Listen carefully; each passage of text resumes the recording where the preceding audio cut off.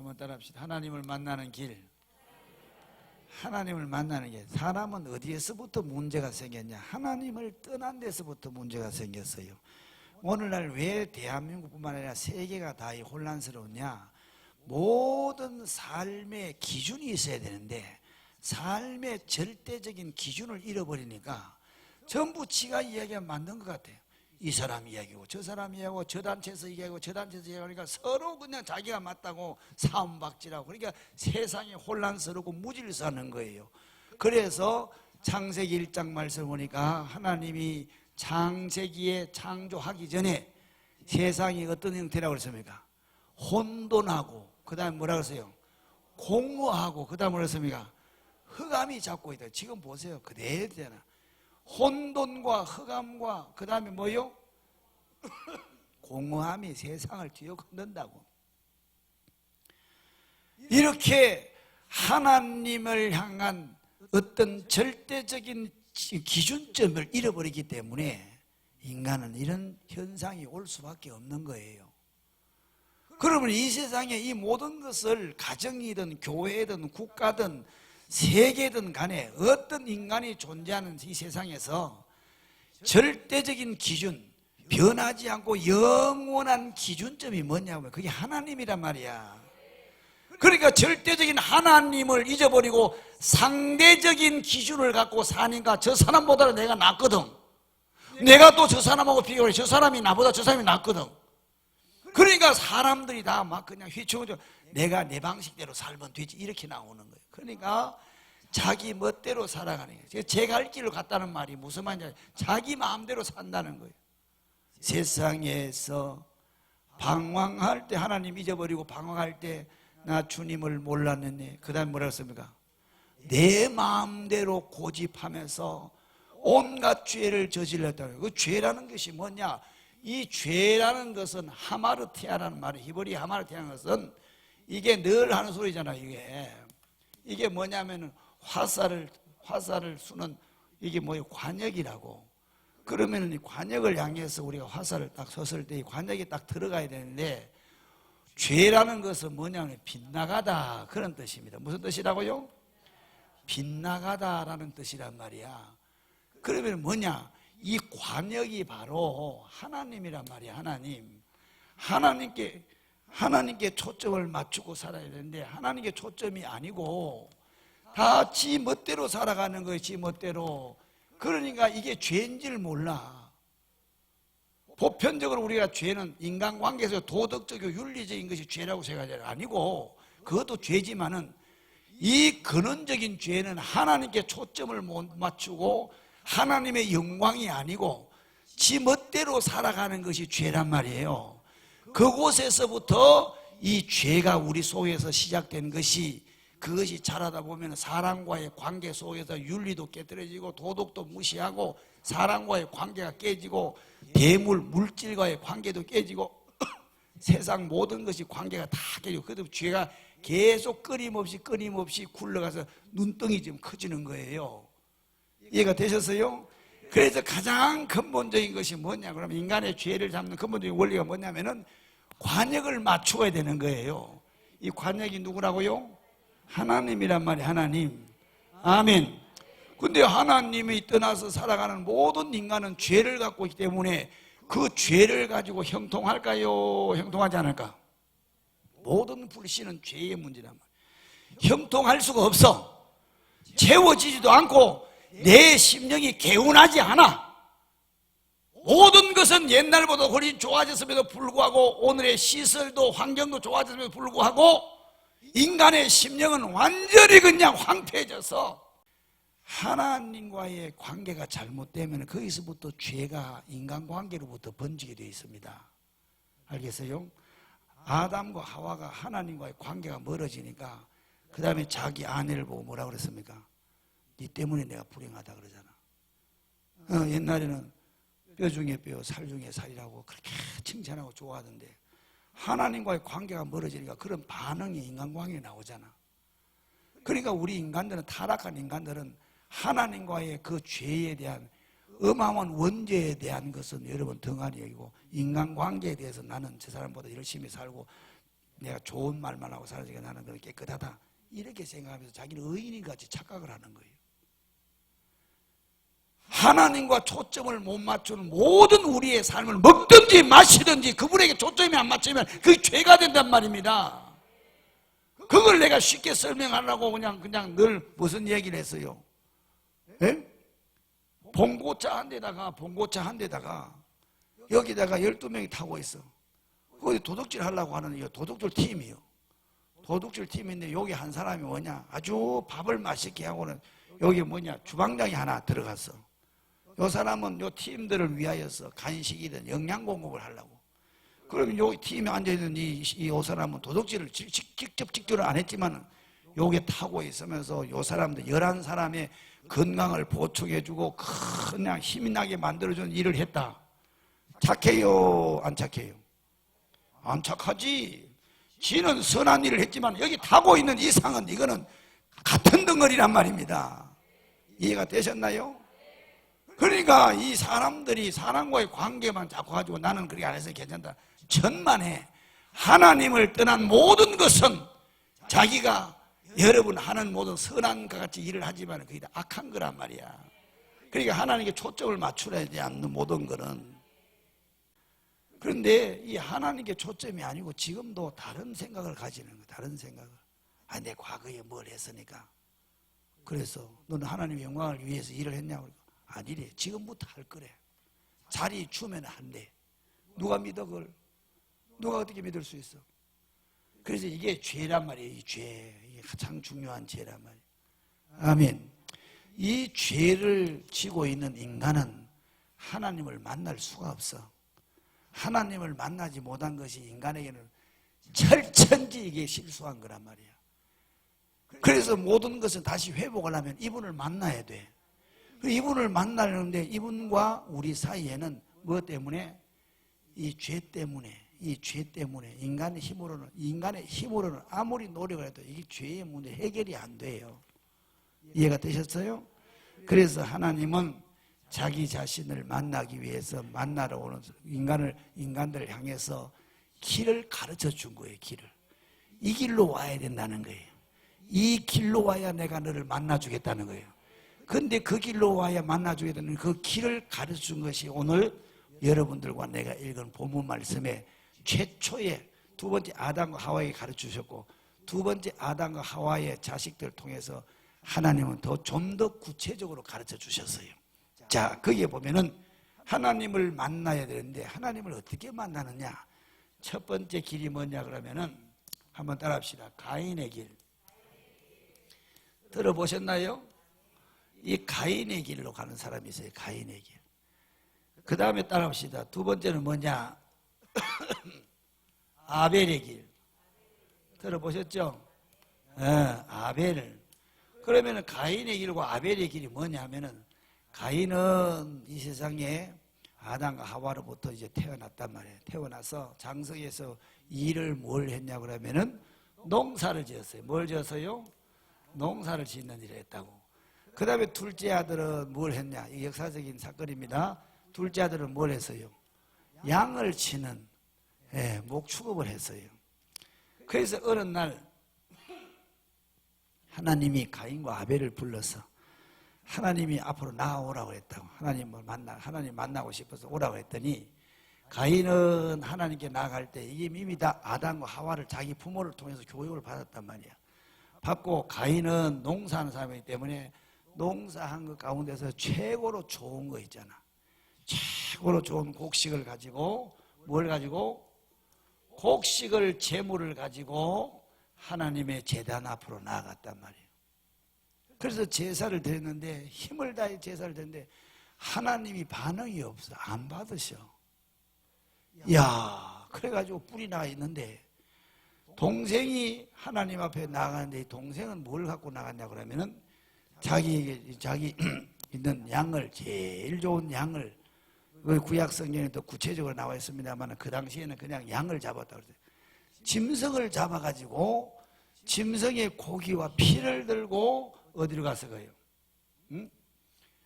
짐승을 죽여가지고 이 피와 고기를 들고 하나님의 제단에 올라갔단 말이에요. 올라갔더니 하나님이 이 아벨이 드린 이 제단에 드린 제물과 그 예배를 하나님이 뭘 하셨냐? 받으셨단 말이에요. 하나님이 기뻐 받으셨어. 그래가지고 가인이 가만히 보니까 약이 올랐는데 자기는 수고를 했는데도 불구하고 하나님 안 받으시고 동생 것은 받았단 말이에요. 그래가지고 이 가인이 동생을 보고 뭐 했어요? 시기가 나온 거예요. 그 시기가 나온 것이 바로 현실로 옮겨진 것이 뭐예요? 살인이란 말이에요. 그래 살인이라는 그 행동은 먼저 전제된 것이 바로 보이지 않는 생각 속에서부터 죄의 근원이 시작이 됐다는 거예요. 이해가 되셨어요? 모든 사건은 드러난 것은 현상이지만 드러나기 전에 여러분 이미 그 마음속에서부터 살인에 대한 동기가 벌써 끓고 있었다는 거예요. 인간이 불행하고 하나님을 만나지 못한 것은 눈에 보이고 사람을 죽이고 전쟁이 나고 미움과 시기와 질투와 분내고 당짓고 뭐 이런 것들은 전부가 다 하나님과의 관계에서 초점을 못 맞추는 그곳에서부터 시작이 된 거란 말이야. 그러면은 내가 착하게 살고 당도 안 지고 사랑하고 섬기고 살고 싶어도 이 문제가 해결이 안 될 이상은 인간의 힘으로 하는 것은 다 폼만 있지 실질적으로 그렇게 살 수가 없어. 하나님을 만나야 하나님으로부터 오는 힘을 통해서 나오는 행위가 그게 진짜 행위지, 진짜 예배지. 이해가 되셨어요? 그래서 가인이 이 마음에서부터 야 저놈이 없으면 어떻게 됐다? 하나님이 내 거 받아주시겠지. 아니요, 얘가 없어도 이 제도를 통하여서는 하나님을 만날 수가 없어. 알겠어요? 얘가 아벨이 없어도 가인이 뭐 수천 세월이 흘러도 수천 년이 흘러도 하나님은 이 길을 통해서는 하나님 안 만나 주신다고. 그럼 목사님 곡식을 드리는 것이 잘못됐냐? 이 곡식은 나중에 하나님이 레위기서에 보면은 모세를 통하여서 하나님이 레위기서를 주셨잖아요. 그죠? 레위기서에 보면은 5대 제사가 나와요. 무슨 제사? 5대 제사 가운데서 첫 번째 제사가 뭐냐면 번제예요. 번제. 무슨 제? 이 번제는 피의 제사란 말입니다. 짐승을 잡아가지고 그 피는 제단에 뿌리고 고기는 제단 위에다 올려서 불살라서 하나님께 드리는 제사란 말이에요. 그러면 이 번제를 드리고 난 다음에 뭘 드냐? 소제를 드렸어요. 소제. 무슨 제사를 드렸다고요? 이 소제는 뭘 가지고 드렸냐면 곡식을 가지고 드렸단 말이야. 이해가 되셨죠? 그러면 곡식을 가지고 드리는 것이 잘못된 게 아니고 이 곡식을 가지고 제사를 드리는 것은 요것은 앞에 전제되어야 될 번제를 먼저 드리고 난 다음에 드려야 되는 거예요. 하나님을 만나는 길에서 하나님과의 길이 열려지는 첫 번째 길은 짐승을 통해서만이 길이 열려진단 말이야. 이 원죄가 해결이 된다고. 이 해결이 된단 말이야. 이걸 해결될 수 유일한 길이라고. 이거 해결 안 하고 난 다음에 짐승을 통하지 않고서는 하나님을 만날 길이 없어. 그래서 이 짐승이 도대체 뭐냐? 이게 이제 세월이 흘러가지고 하나님이 모세를 통하여서 제도화시켜서 제도화. 그래서 하나님께 나가는 사람들, 구약시대 사람들은 전부 뭘 잡았어요? 양이나 비둘기나 소나 짐승을 잡았단 말이에요. 이렇게 하나님께 나아갈 때마다. 아멘. 근데 왜 지금 현대인들은 안 잡냐 말이야. 왜 현대인들은 안 잡느냐고. 그러면 구약과 신약의 기준점이 뭐냐? 구약과 신약의 기준점이 자 역사가 이렇게 시작이 됐단 말이에요. 구약에서부터 시작이 됐으면은 이 기준점이 구약과 신약의 기준점이 뭐냐? 요 기준점이 바로 예수예요. 예수. 예수가 오심으로 해서 구약이 고전을 가리켜서 구약이라고. 그 다음에 예수님이 오신 다음을 보고 뭐라고 그래요? 신약. 그래서 주전 주후라는 거예요. 이런 건 알고 있죠? 주후. 그러면 예수님으로 인하여서 왜 구약에 이렇게 짐승을 잡았던 것은 지금 신약시대에 안 잡냐? 요 구약의 요 짐승이 요거는 모형이야. 실체를 가리키기 위한 여러분 샘플이란 말이에요. 이게 샘플이 아니고 뭐예요? 그림자예요. 그림자. 그러면 실체가 뭐냐고 하면은 구약의 양을 잡고 비둘기하고 소를 잡고 이거 짐승을 잡은 요 짐승이 누구냐고 하면은 신약 시대의 실체가 본체가 뭐냐고요? 본체가 바로 예수란 말이에요. 예수. 따라합시다. 예수. 자, 요한복음 1장 29절 말씀 한번 읽어보겠습니다. 왜 예수를 믿어야 되는지, 꼭 예수를 믿어야 되는지를 왜 가르치는지 잘 들어보라고. 뒤에 저 이쪽에 계신 분들 요거 진리란 말이에요. 진리. 시작. 이튿날 요한이 예수께서 자기에게 나오심을 보고 이르되 보라, 세상 죄를 지고 가는 하나님의 어린 양이로다. 아멘. 온 인류의 인간들의 죄를 지고 가는 하나님이 보낸 양이라는 거예요. 그래서 그 어린 양이 십자가에 죽으심으로 인하여서 인류의 모든 죄는 구약에 수도 없이 죽은 이 짐승을 안 잡고 이분 한 분으로 인하여서, 신약시대 사람들은 짐승 안 잡고 이분으로 인하여 하나님을 만나러 가는 거예요.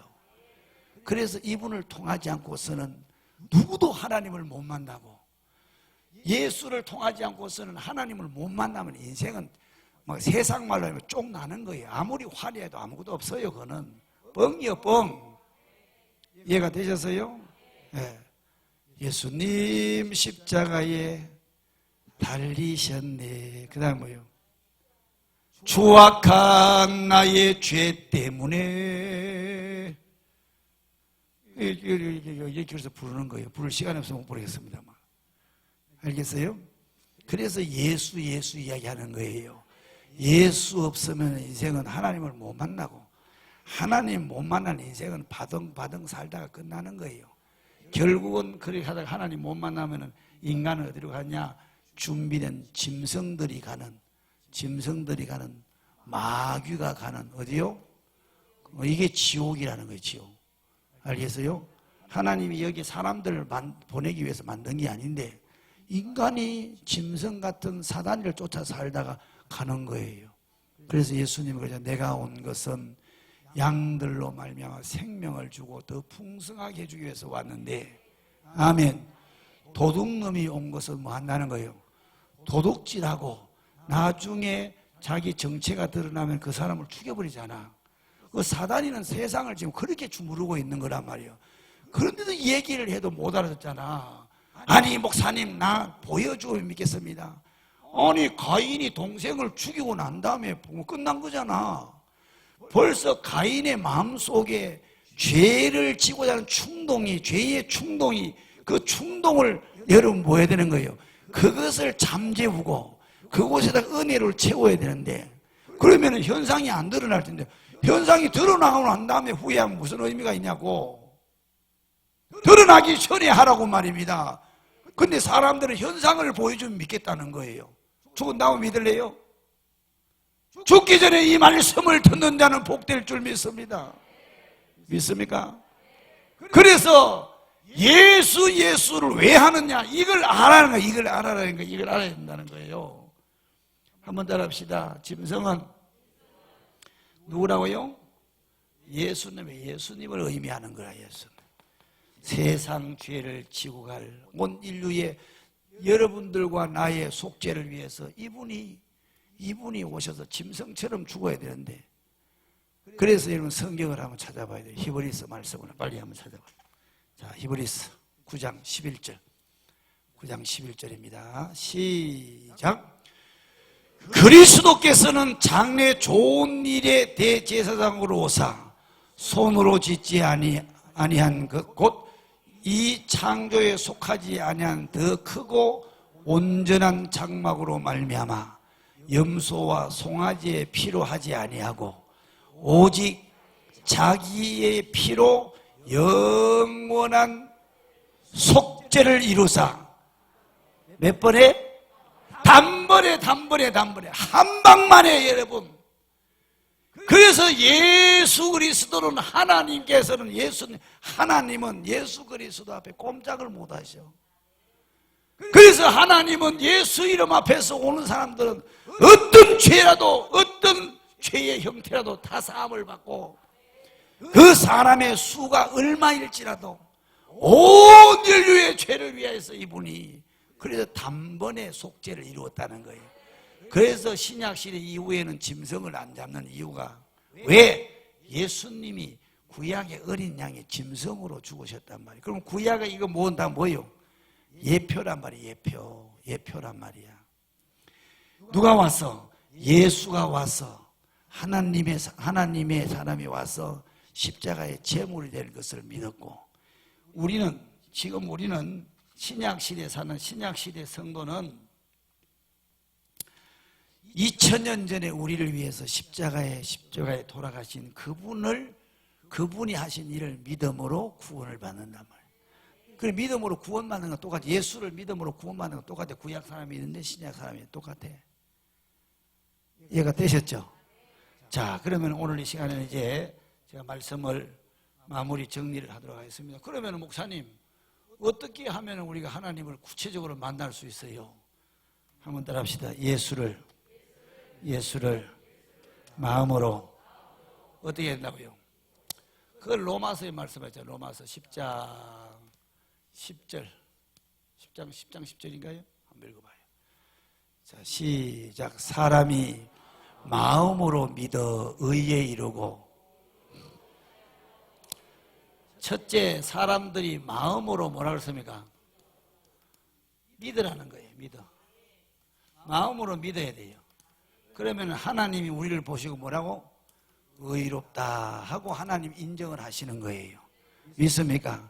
이거는 아직 실체가 안 따라와. 아직 현상이 없어.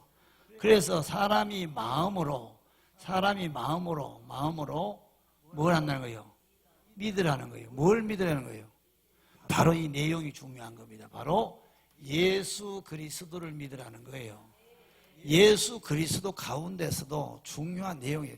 예수 믿으면 구원받아. 그래요. 예수 믿으면 구원받아요. 근데 구체적으로 이런 우한 폐렴이 와도 뜻없이 거기에 대해 요동하지 않고 우리가 거기에 대해서 이길 수 있는 힘은 뭐냐? 중요한 내용입니다. 예수가 뭐 어떻게 있다는 거예요? 예수가 바로 하나님이라는 거예요. 믿으세요? 하나님이 사람으로 오셨다는 거예요. 누굴 구원하려고? 여러분들과 나를 구원하려고 사람으로 오셨다는 거예요. 이 예수가 바로 하나님인데 하나님이신 그분이 인간의 모습으로 왔다는 거예요. 사람으로. 아멘. 이분이 오셔가지고 뭘 했냐? 고난받으시고 죽으셨다는 거예요. 믿습니까? 누구 때문에? 나 때문에. 여러분 때문에. 여러분들과 나 때문에 하나님이 사람으로 오셔서 고난당하시고 죽으셨다는 거예요. 여러분들이 무엇 때문에? 죄 때문에. 그 죄를 담당하시려고. 아멘. 그리고 난 다음에 예수님이 고난받고 죽으셨다. 끝났냐? 끝나버리면 끝났지 뭐. 여기서 끝나버리면 소망이 없잖아요. 더 중요한 것은 뭐냐? 이 고난과 죽음을 통해서 죽었던 우리를 다시 시작하게 하셨다. 살리셨다는 거예요. 다시 소망이 생겼단 말이에요. 그걸 보고 뭐라고 그래요? 부활이라고 하잖아요. 부활하셨다고. 사셨네. 그 다음 뭐요? 예수 다시 사셨다는 거예요. 종교는 여러분 형식이고 의식이라 할지라도 여러분 사망 권세 어둠을 이기고 우리 인생의 근본적인 우리의 삶을 부활시키고 새롭게 할 수 있는 것은 바로 예수 그리스도 안에 들어가면 부활이 이루어질 때 가능한 거예요. 이게 예수님 안에 들어갔을 때 진정한 부활 속에 들어가면은 어떤 환경 가운데서 뭐 우한 폐렴이 와가지고 우울해지거나 집안에 있어서 뭐 하루 종일 한 달 동안 갇혀 있으니까 우리의 막 그냥 우울한 마음이 그냥 삶을 다 짚어도 그거 다른 방법에도 잠시 일뿐 진짜 우리 인생에 여러분 부활 새로움은 이 영적인 부활이 우리 속에 이루어져야 된다는 거예요. 믿습니까? 한번 따라합시다. 부활하시고 그 다음에 뭘 하셨어요? 성천하셨어요. 이 성천도 굉장한 의미예요. 이 성천은 뭐냐?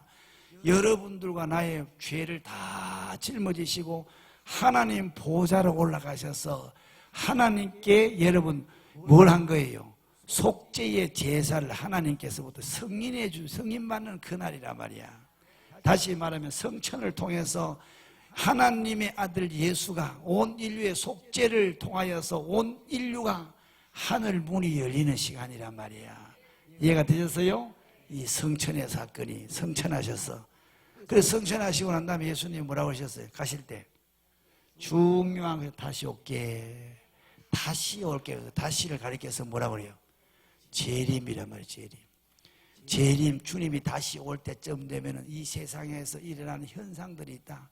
사람의 마음들이 다 짐승 같아지고 사랑이 식어지고 고소 고발이 굉장히 난무하고 이런 현상들이 여러분 마태복음 24장이나 여러분 데살로니가서에 보면 다 나와 있잖아요. 디모데후서 3장 말씀을 보세요. 3장 디모데후서 3장 1절 같은 거 보면은 다 사람들이 사랑을 잃어버리고 부모를 거역하고 돈을 사랑하고 쾌락 사랑이를 하나님 사랑하고 다 하고 감사가 없고 더 나와 있잖아요. 현상들이 사람들의 심리가 저렇게 나와 있는 거예요.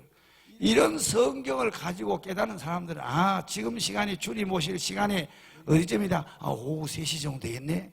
4시 정도 되겠네. 그걸 시대적인 시간을 알 수가 있는데 성경 자체를 모르니까 세상이 흘러가는 대로 이렇게 저렇게 막 출렁거린단 말이에요.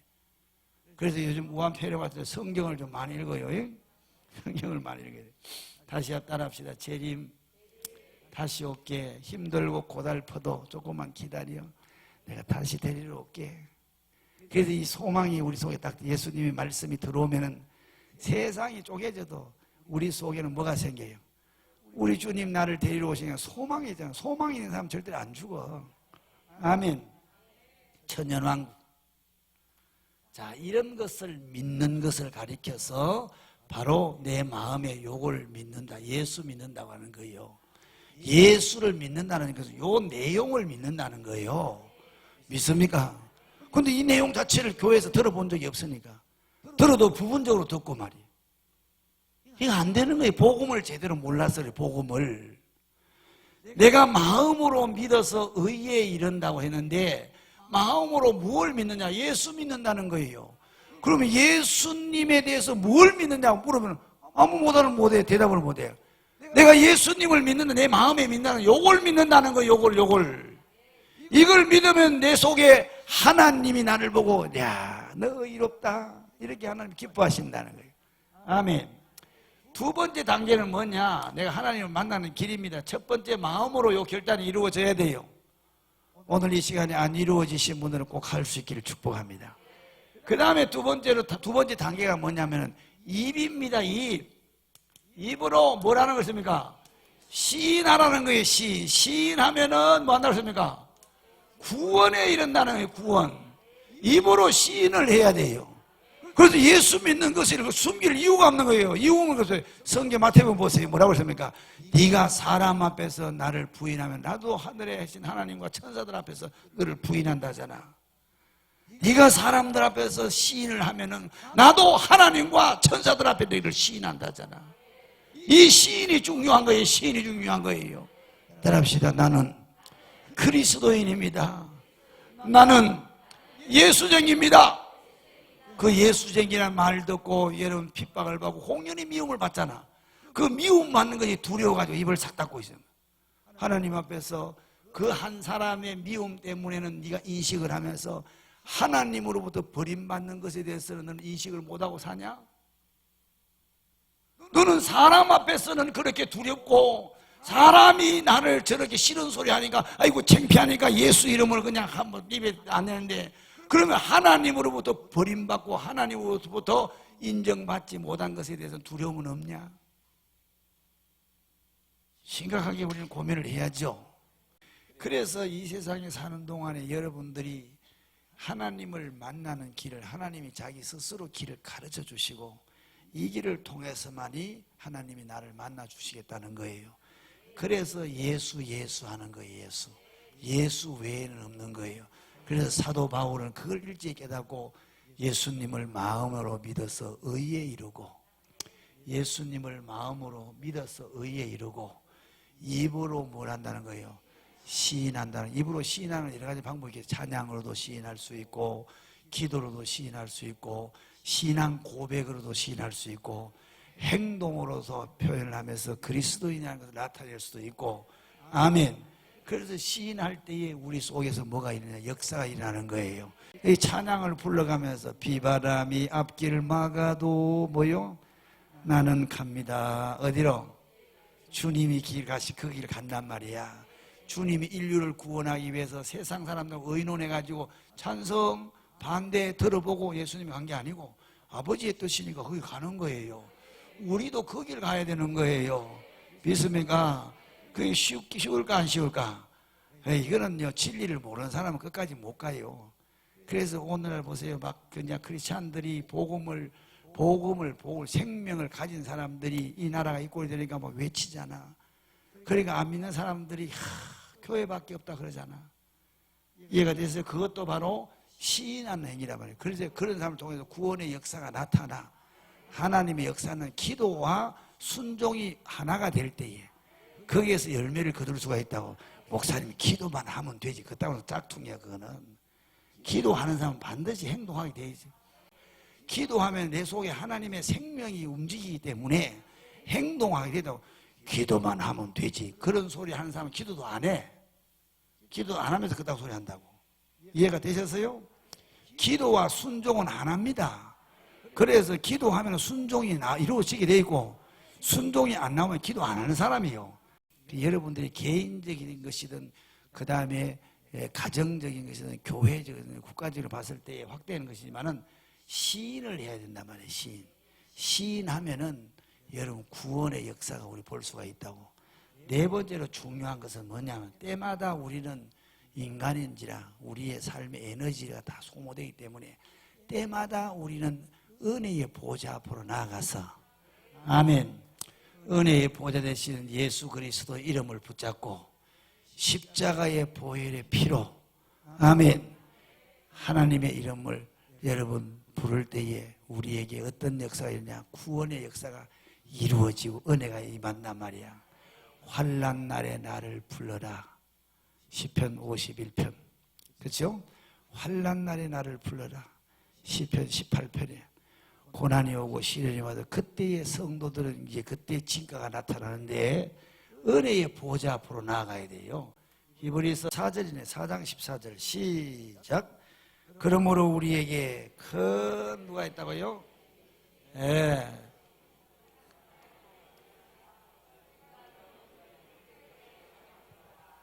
그 다음에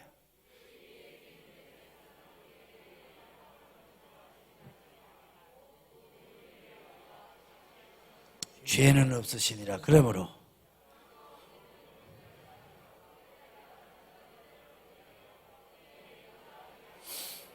그러므로 우리는 긍휼하심을 받고 때를 따라 도없는 은혜를 얻기 위하여서 은혜의 보좌 앞에 어떻게 한다고요? 담대히 나아갈지니라. 담대히 나아갈 것을 여러분들에게 권면합니다. 담대하여 담대. 어디에 은혜를 주신 살아계신 주님이 우리를 기다린단 말이야. 자, 요한계시록 1장 17절 말씀 한번 읽어봐요. 17절. 요한계시록 1장 17절. 이렇게 살다 보니까 사도 요한이 고난이 오고 시련이 오는데 그러다가 이제 잡혀가지고 반모라는 섬으로 갔는데 거기에 주일날 여러분처럼 세상 사람들은 다 버리고 다 제갈길로 갔는데 이 요한이 반모 섬에 가서 혼자 외롭게 주일 예배를 드리는데 주님이 나타나셨어. 사도 요한을 붙들고 요한아 그러면서 하신 말씀은 내가 볼 때에 그의 발에 끌리는 옷을 앞에 엎드려져 죽은 자 같이 되매 그가 오른손을 내게 얹고 이르시되 뭐라 그랬습니까? 요한아 두려워하지 말아라. 나는 처음이고 마지막이다. 곧 살아있는 자라. 내가 전에 뭐했다? 십자가에 죽었노라. 볼지어다 이제 세세토록 뭐한다? 살아있어. 사망과 음부의 열쇠를 내가 가졌다. 믿습니까? 이거 봐요. 그냥 오는 게 아니라니까. 그래서 우한 폐렴 때문에 교회가 다 문을 닫고 오늘 여러분들에게 주님이 나타나서 우리 등을 두드리면서 뭐라고 이야기했습니까? 오른손을 내게 얹었다는 게 오른손은 뭘 상징할까? 힘을 상징하는 거예요. 힘을 너 누구도 뺏을 수 없는 나를 붙잡고 오른손을 내게 얹고 이르시되 두려워하지 말아라. 나는 처음이요 마지막이니 내가 살아있다. 내가 전에 죽었다가 내가 부활했지 않냐. 내가 살아났단 말이야. 부활했다. 그러면서 주님이 하시는 말이 내가 세세토록 살아있어. 그러면 오늘도 살아계실까 살까? 이곳에 함께 안 할까 안 할까? 그 사람 주님이 살아계신 주님이 함께하는데 뭘 두려워해? 그래서 여러분 여기 겁나서 못하는 사람 이 신앙이 지금 가짜라는 거예요. 이해가 되셨나요? 그러면서 자꾸 합리화시키지 마요. 그러면서 살 피해놓고 이거 내가 다른 사람 때문에 안 나간다. 뭘 다른 사람 때문에 해야 돼? 그런 사람 더 그냥 문제가 있어. 사망과 음부의 열쇠를 뭐하다? 내가 쥐고 있다는 거예요. 믿어요? 따라합시다. 신앙은 이론이 아니고 실체다. 이해가 되셨죠? 우리의 삶이란 말이에요. 삶. 오늘도 여러분이 말씀 붙잡고 벌떡벌떡 일어나기를 축복합니다. 주님 오시는 그날까지 내 힘으로 사는 게 아니고 누구 힘으로? 주님 이름으로, 주님 힘으로 살잖아. 주님이 주신 영원한 생명을 붙잡고 우리는 달려가고 있잖아요. 이 땅에서 뭘 위해서 삽니까? 더 많이 가지고 더 오래 살기 위해 살아요? 아니잖아요. 주님이 하셨던 그 일을 하고 가는 거예요. 주님은 33년을 사셨어요. 우리의 나이로 보면 젊은 날에 돌아가셨잖아요. 근데 그 주님을 보고 인생 실패했다고 하는 사람 누가 있어요? 사람은 사람으로서 이 땅에 태어나서 할 일을 하고 가는 거예요. 100살, 천년을 살았다 할지라도 사람으로서 하지 못할 짓을 하고 하나님을 못 만나고 가면 그건 꽝이에요. 의미가 없잖아요. 오늘 교회 나오신 사랑하는 하늘소망교회 가족 여러분, 우리는 주님이 하셨던 그 일을 위해서 우리는 달려가야 될 줄 믿습니다. 은혜의 보좌 앞으로 때를 따라서 은혜를 받고 그 사명을 위해 달려가야 될 줄 믿습니다.